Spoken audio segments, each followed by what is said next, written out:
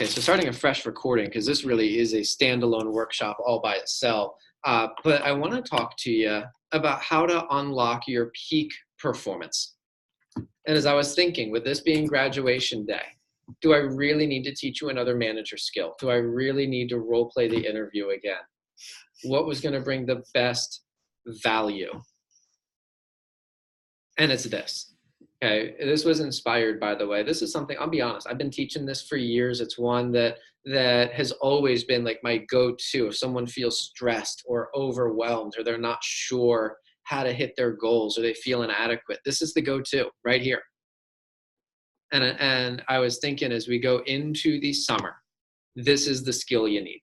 Okay, in all honesty, I haven't taught this in quite a while. And I was reminded when Kate Vassy, we were on a district manager conference call, and she asked all of us the question, how do you know when you're at your peak performance?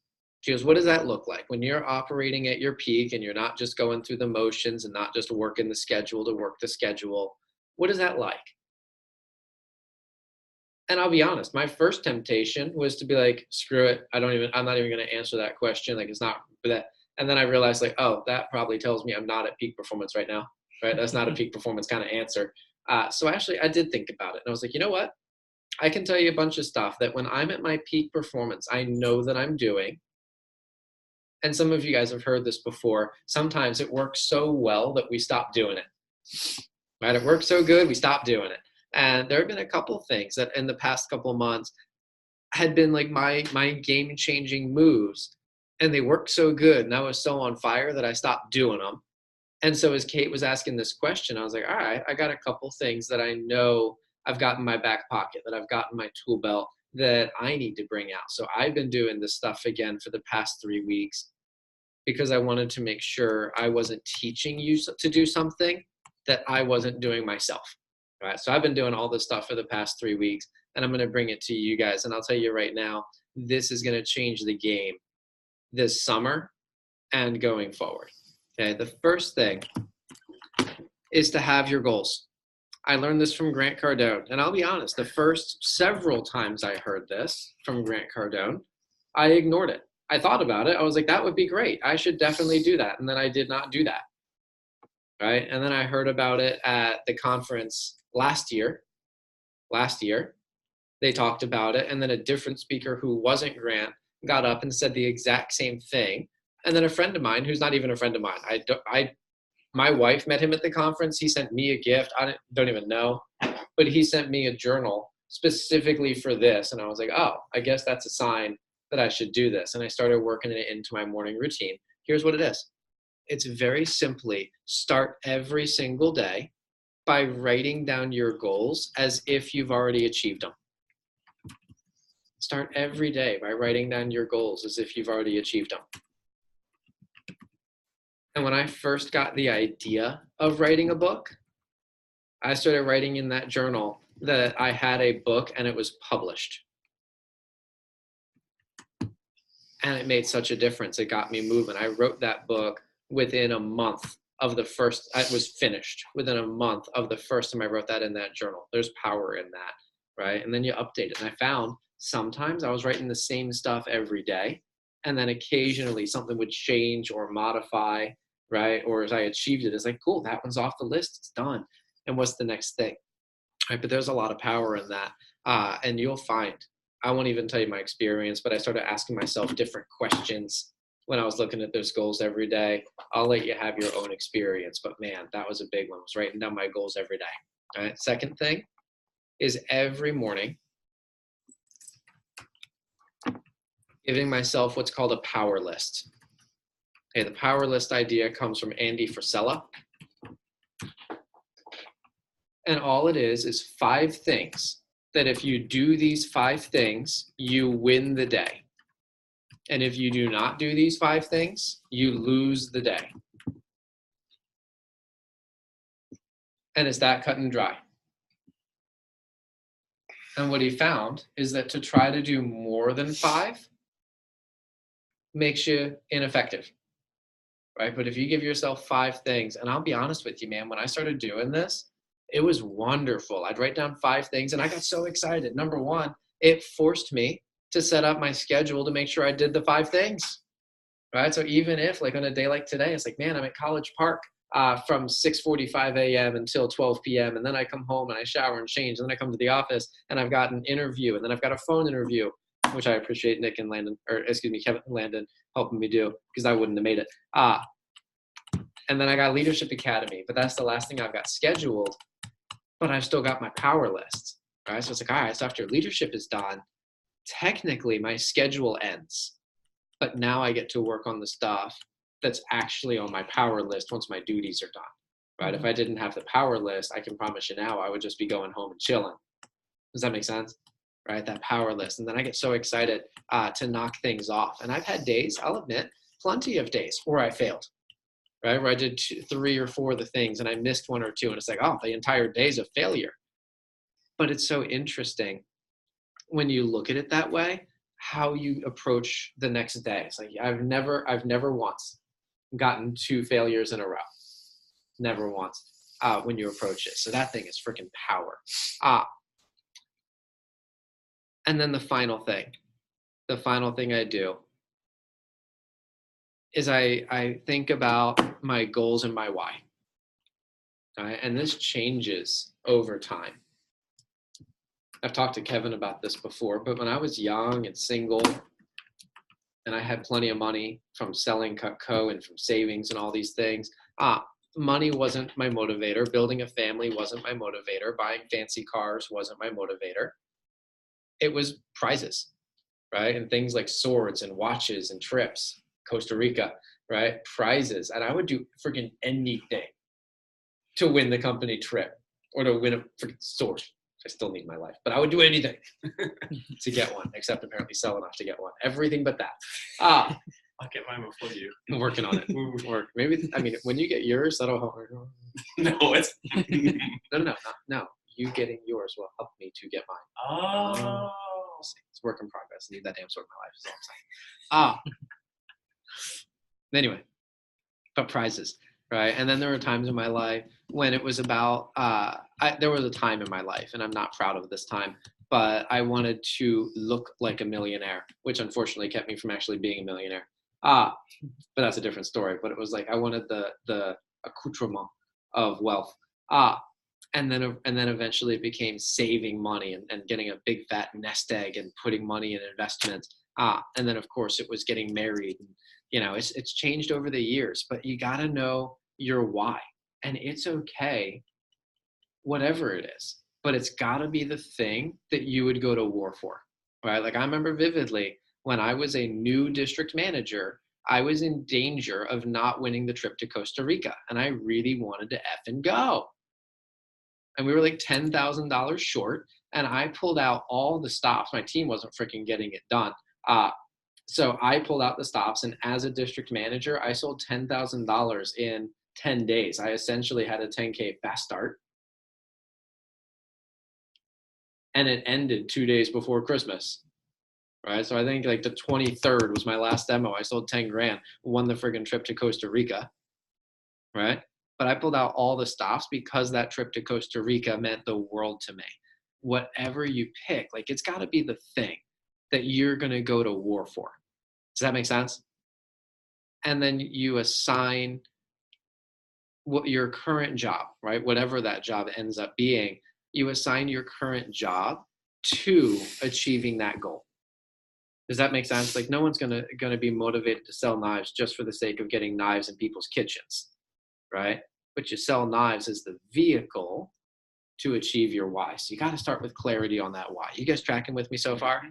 Then you create a plan that will enable you to achieve the goal. And this is what I'm going to show you. I'm going to use the whiteboard for this. Let me make sure the whiteboard is visible. Okay. So you do what's called a power hour. And in your notes, by the way, those of you who are taking notes on a cell phone, not good enough. Do better. I'm being dead serious. If you're taking notes on a cell phone, not good enough. Do better. You guys should know this by now. But the power hour. Okay. This is clutch. Here's what I'll tell you. I'm going to teach it to you today. I want you to do one within the next 48 hours. Okay, so your first 48 hours, do your first power hour. And I'll tell you right now, it'll be mediocre at best, and you're going to have to do another one. And it'll be mediocre at best, and you do another one. But eventually you get good at this. And when you get good at this, it makes your entire life better. Okay, so the power hour, all it is, very simply, is an appointment with yourself. And I would consider this the single most important meeting that you have every week because it's with you. Okay, I will tell you this. The first time I started doing it, I would put it in my schedule, and then I didn't do it. And I remember my manager, he taught me this, and he was asking me about my power hour, blah, blah, blah. And I would tell him first couple of times, I didn't do it. He goes, what do you mean? Did you not schedule it? I was like, well, I scheduled it, but then I didn't do it. You know what he told me? Hit me so hard. Still hurts. He said, dude, if you can't keep an appointment with yourself, how do you expect your customers to? Why do you think they keep canceling? And I was like, oh, shit, that hurts because it's true. Right? So you got to schedule it, and then you got to keep the appointment with yourself. Here's what you do. Okay? Number one is you schedule a time to completely isolate yourself, and you go into a different environment. Okay, you can't do this in your home. You can't do this in your bedroom. You got to go into a different environment. There have been times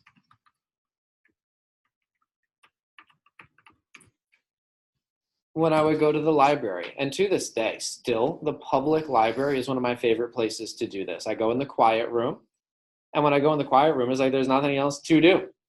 Right? There's literally nothing to do in the quiet room except do what you went there to do.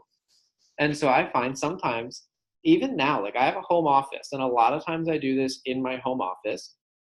But at this stage in my life, like I do so many things in that home office. I have meetings there. I record stuff there. It's my recording studio for YouTube. I do so many things there that I've had times where even my home office isn't isolated enough.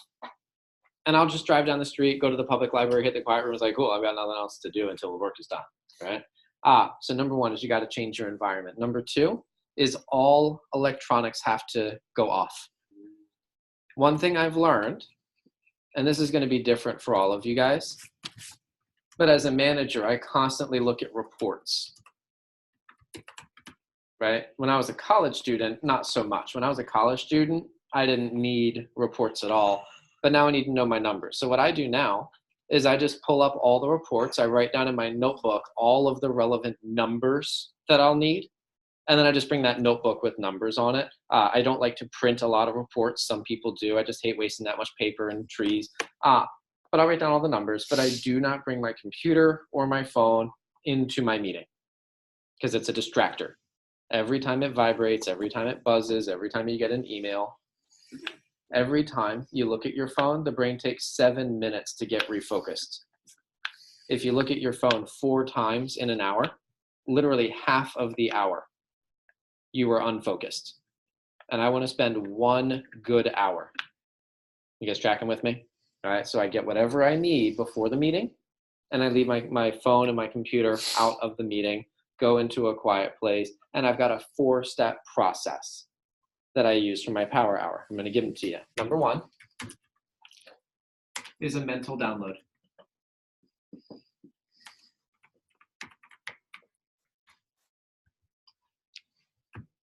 And here's what the mental download is.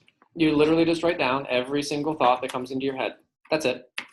Doesn't need to be complete sentences. Grammar doesn't matter. Proper punctuation, unimportant. Right. And it doesn't need to be about any specific thing. Like there doesn't need to be a plot.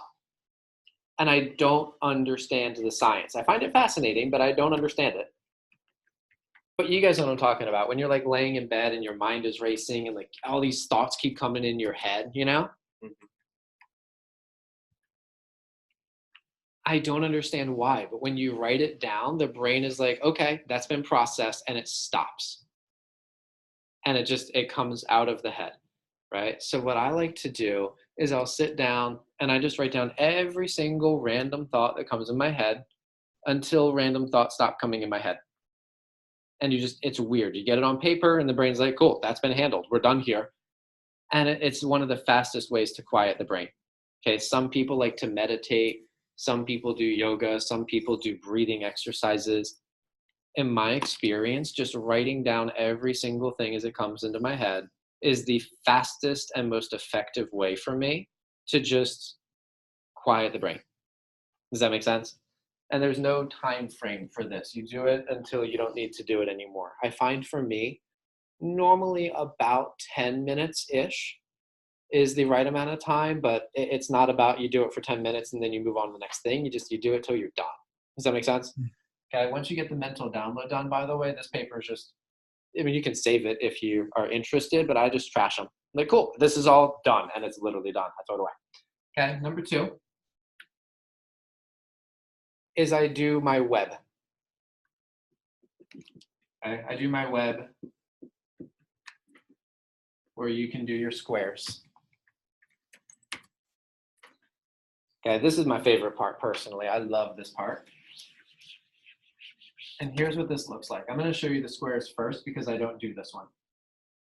Okay, but you think about the areas of your life that are important to you. And just as an example, one of these could be school. One of these could be work. One of these could be church. One of these could be family. You can have more than 4 squares. One could be finances. One could be health and fitness. One can be whatever, right? Any area of your life. But you get your squares. And then you just write down all of the things that are important to you in that square. Okay, I don't do the squares, so that's how you do squares if you want to do squares. John Berghoff was the one that initially taught me this. And he was of the mindset that the brain works in webs. And so you should do a web. So I've always done webs. They please me.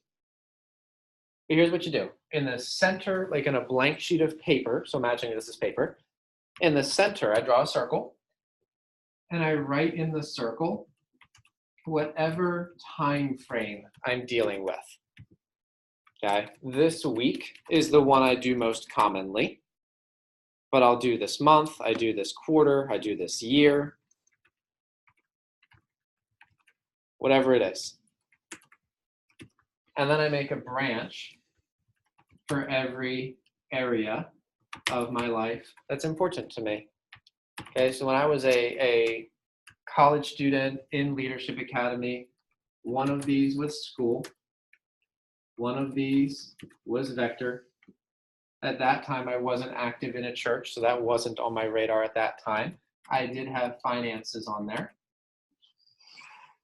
I had rugby on there. What else did I have? I think I had social was probably one on there. That might have been my entire life at that time, actually. I don't even know. We're just going to run with that one. Okay, but you draw a branch for every area.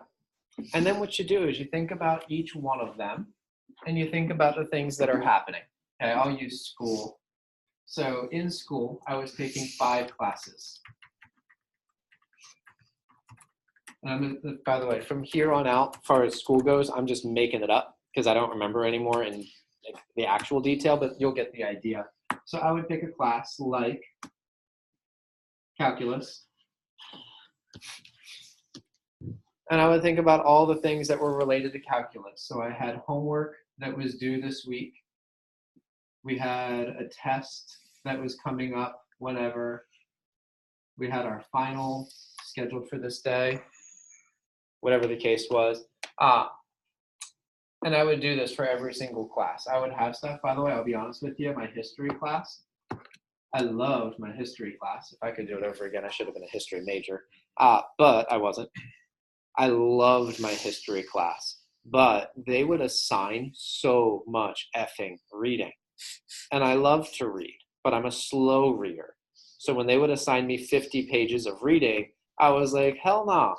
If I don't do anything for the rest of my next couple of days, I'm still not going to have that read in time for the next class. So I just didn't do any of the reading. I was like, if I can't do all of it, I'm not going to do any of it. Okay. So the reading assignments never once, not a once made my power hour. Okay. What I would put on the power hour is stuff like assignments that were due to be turned in for a grade. I would put in stuff like when the next test was. I would put in stuff like when the group study sessions were or whatever. I'd put in those things. By the way, I realize that some of you guys have different study habits from me, but there you go. Just being real, keeping it real. Under vector, when I was a sales rep, I was very simply mapping out my sales goals, right? When I became an assistant manager, I would always have two branches here. Number one was personal sales. Number two was manager stuff, right? And under my sales goals, I would always start with how much money I needed to make. And I always planned for 100% of my income to come from my personal sales, not from how much other people sold, because I couldn't control that, all right? So I would make my sales plan based on how much money I needed to make, and I just work the numbers. You guys have seen me do this 1,000 million times at this point. And then for the manager stuff, depending on what it was, sometimes it's like, well, I have an interview. I don't really have a goal for the interview. Obviously, I need to do it well, but I just have an interview, so I would just put that in. Then there were other times where it's like setting PRs, and I had a target, right? So, all right, I need to set 5 PRs. How do I go about that? What do I need to do? Does that make sense? So I would put those things. And I would do this for every single area. What's awesome is you can very easily fill a page. Yeah. Very easily. Yeah. But what I love about that is that when you look at it and everything's down, it just brings so much peace. Like, oh, that's everything. Like I can't think of another single thing to put on this. That's it. Great. Right? And sometimes when you feel like so much overwhelmed, there's so many things going on, you just lay it all out like this in a fan, and it's like, oh, that's everything. Okay. Well, now I don't need to stress about all the things. I just need to pick my things. You guys tracking with me? Mm-hmm. So you're going to take your list here, and you're going to start picking your things. I am going to erase it. Does anyone want to grab this before I take it off? I'll take that as a no. An experienced web maker. I love the web. Okay, so we have number one is your mental download.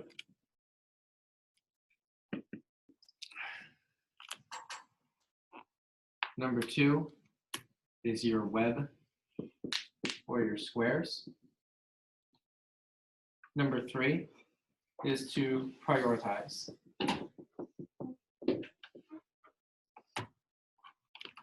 When we talk about prioritize, we talk about big rocks,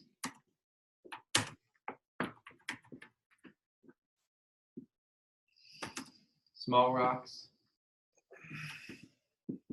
sand, and there's one more. I have a video that I could show you, but for the interest of time, I'm not going to.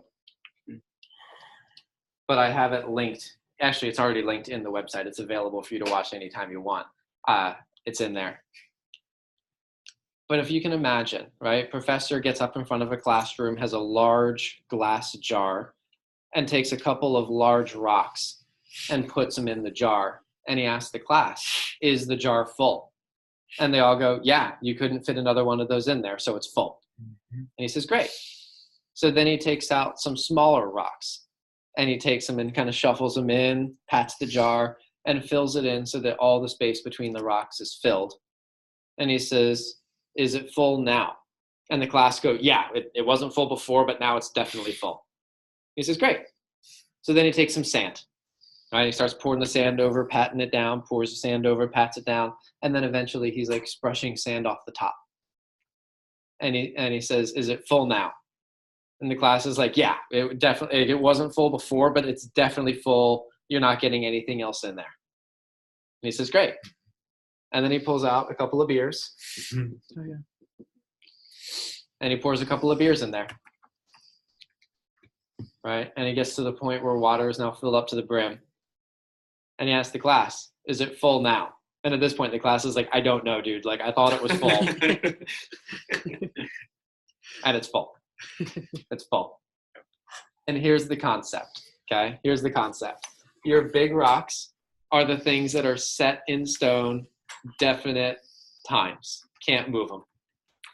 If you can't move them, they have to go in your schedule first. When I was a college student, the big rocks were 3 things for me. Number 1 was all of my classes. I always put those in my schedule first because I had no control to change that. The second thing that was a big rock for me was my office duties, which as a sales rep was specifically PSP meetings on Sundays, team meetings on Wednesdays, and that was it. When I became a manager, that increased a little bit, right? But that was in there. And then the third thing for me that was a big rock was rugby practice, right? It was Tuesdays and Thursday night from 7 o'clock to 9 o'clock p.m. And then on Saturday, we had our game. All right, so those 3 things every single week went in my schedule first. And what's nice is that got to be a routine. That never really changed for like the entire semester, you know? So big rocks go in first because you can't move. With me so far? No or yes? Yes. Okay.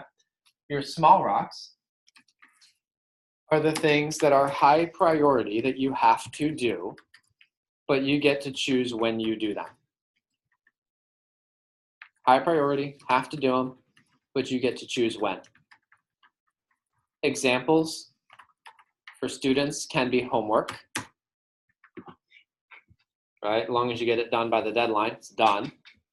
When I was in rugby, these were my workouts. I was like, I need to work out, but when I work out is entirely up to me. These were also my appointments. You know, it was like, I need to do a minimum number, but I can do them whenever I feel like doing them, right? So I would always put those in there. And if I have time, I'll come back and show you how I came up with my number of appointments, but I suspect I won't have time, so that might be for another day. Anyway, but you get the stuff in there that you have to do, you get flexibility, that goes in next. The one tip I would give for this, especially when you're new at this, is you have to be realistic with how much time you give yourself. Okay, I've seen people make a lot. I'll tell you some of the common mistakes I see. You may want to make a note to yourself. One of the common mistakes I see is that they don't schedule things like travel time. I used to make that mistake when I'd put 2 things back to back, not accounting for the fact that they were 30 minutes apart. And it would mess me up. Another mistake I've seen, most of you guys have heard me talk about this in some way, shape, or form, but is putting things in the middle of the day that require extra time. Like, I always use the example of a workout. Because if you want to work out from 12 to 2, it's not just going to take you from 12 to 2. You're also going to have to eat beforehand. Many people take like a pre-workout or make a shake or something, and they prepare that, then they get changed, and they go to the gym. Then they work out from 12 to 2, and then they go home and they have to eat, they have to shower, they have to change, right? And the 12 to 2 workout isn't actually 12 to 2. It's actually like 11 to 3, and that's half your workday, right? So stuff like that, you just have to be very real. If it's going to take more than just its allotted time, you can't just go one to the next to the next. Either do it first thing in the morning before you start your day, or do it last thing after your day is over, but keep your main productive part of your day for stuff that you can just go from one thing to the next, where you don't need to like stop and reset in the middle. Does that make sense? Mm-hmm. Another thing I see, common mistakes, I used to make this mistake all the time, was I didn't schedule breaks for myself. In the past, I used to literally schedule myself to work a 16-hour day with no break. Worse, some of you guys have heard me talk about this, but my manager used to say, like Spartan bullshit, like, food is for the weak, sleep is for broke people. I wasn't the one that invented it. I believe it. Like, bullshit. You've advocated that. I have advocated that. I've also advocated food is for the weak. Tell me sleep is for the broke. I've also advocated a lot of things for the weak. Yeah. And let's be honest, taking to excess make you weak, right?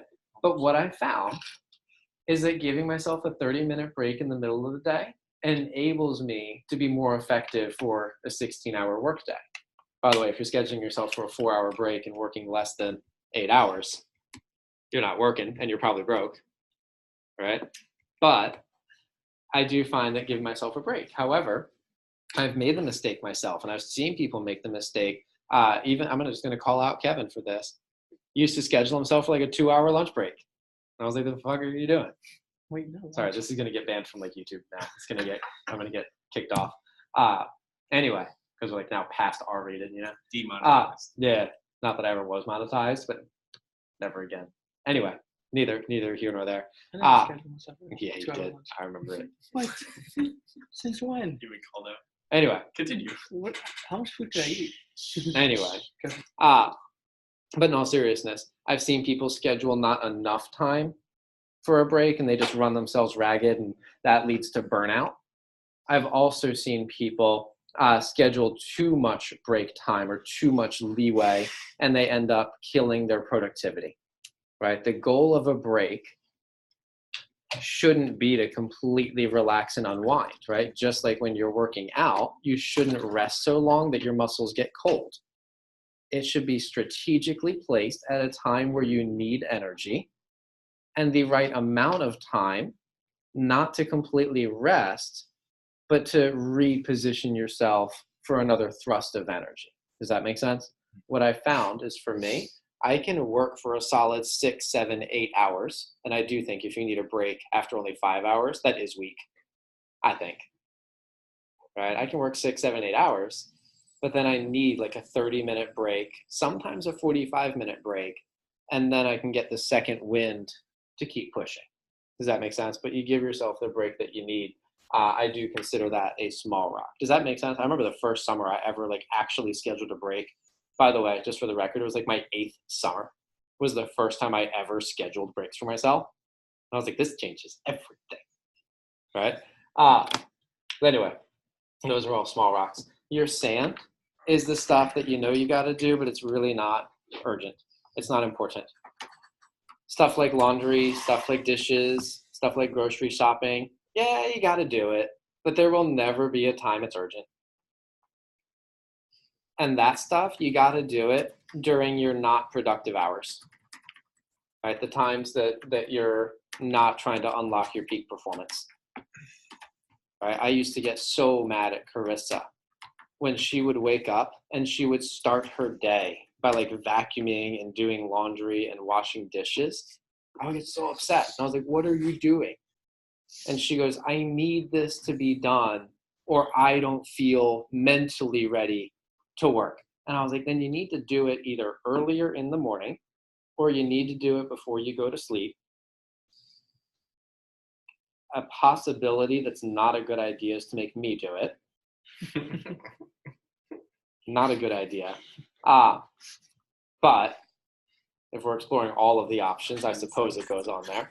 But in all seriousness, I was like, you need to not do this during your prime time to work with your staff and to call customers. Like you're killing your productivity by using your best possible hours for this stuff that's going to make you $0. Does that make sense? By the way, fourth option that we looked into was outsourcing. And eventually we just hired someone to come do that shit. And then I just told Carissa, hey, however much it costs us to pay someone to do that, let's just use those hours to make more than that. And then it costs us $0. All right, so my maid makes me money. My chef makes me money, you know? So that outsourcing also got me off the hook. It's great. But that's what sand is. You guys tracking with me so far? And then the beer. Beer is beer, right? There's always time for a beer with a few friends. That was the quote in the video. Right? That's the quote from the video. But literally, it's entertainment. It's entertainment. This is key, though. The entertainment has to go in last. I do believe, by the way, that you do need it. I do believe that you need something in your schedule every week to look forward to. But if you're not careful, you can take that entire glass jar we talked about at the beginning, and you can fill it up with liquid, and have no room to put other stuff in there. And by the way, every single one of us has done that. Every single one of us has sat in front of the TV, and Netflix has asked us multiple times if we're still there, right? And you keep watching and watching. And at the end of that, how do you always feel? Like you never feel good. You're never like, I'm ready to go attack the day now. You just feel tired and drained and awful, right? We've all been there when we're playing video games, at least most of us. And you play video games. By the way, that is my vice, man. If I'm not careful, I can play video games for 5, 6, 8 hours consecutively.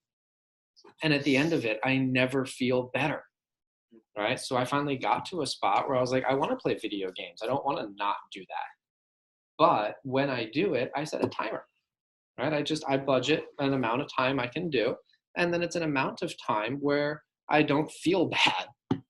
So usually 1 to 2 hours. And granted, I can't beat every mission, but I usually do an hour or two and I'm done, right? I will say that there are times that you should let that go, okay? For me personally, I disconnect all the video game systems in the house in the summer. Not always, not forever, but in the summer, we unplug all of them because 70% of how much we sell for the entire year is made in 4 months. I'd rather disconnect the video games for 4 months, right? I'm not saying you have to, but come on, The last thing I'll tell you for all of you guys is you need to schedule a wake-up time. And this is the last thing I want you to put in your notes. You need to schedule a wake-up time. You have to be honest with yourself and know when you're most productive. I'll tell you, personally, if I'm allow myself to be undisciplined, I will easily stay up until 2, 3, 4 o'clock in the morning, not even doing anything, not even out anywhere, just in my house. Stupid. And then I sleep until after 9 o'clock.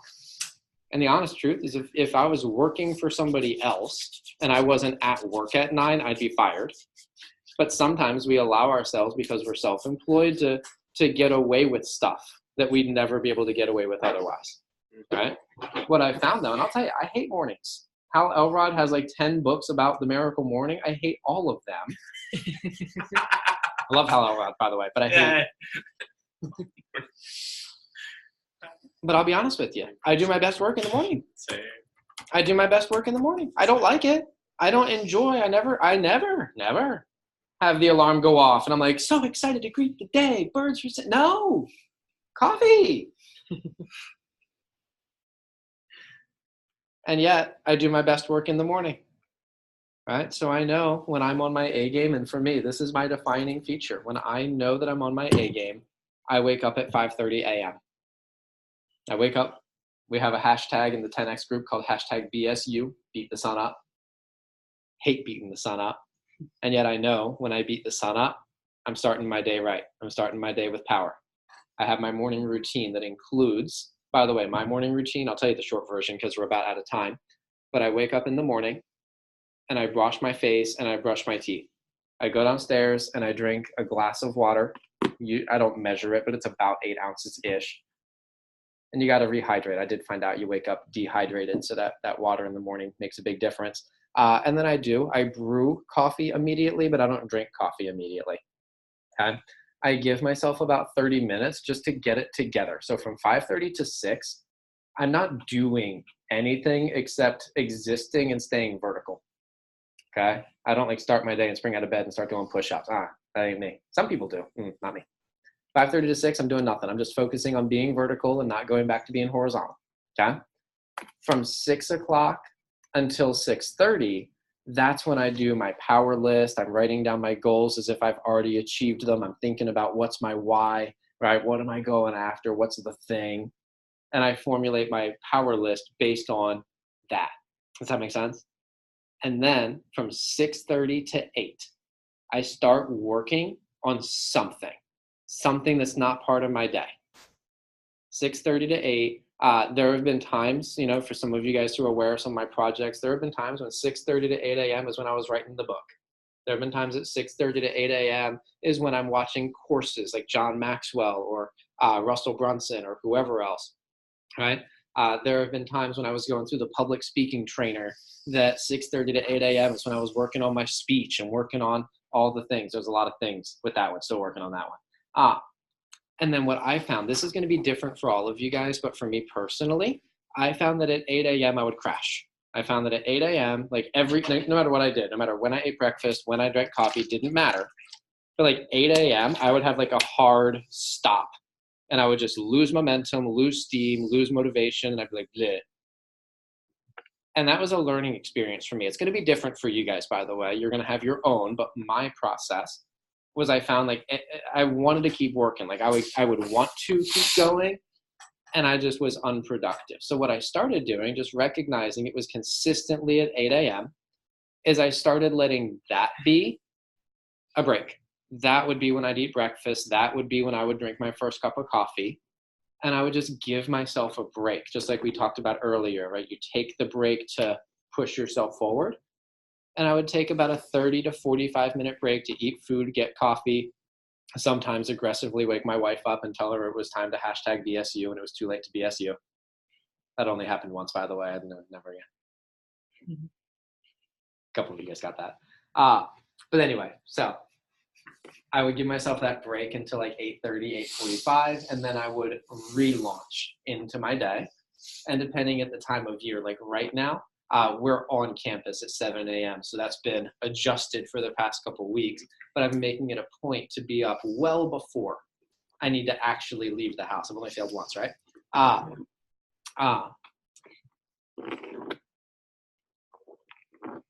Sorry, I got distracted thinking about how I need to leave my house at 3 a.m. tomorrow morning. That'll be fun.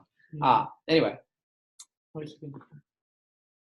depending on the time of year, there are certain times of year that I'm in the office at 8 a.m. And so when that happens, I'll need to adjust my schedule to accommodate. There are other times of year that I don't physically come in the office until 2 o'clock in the afternoon.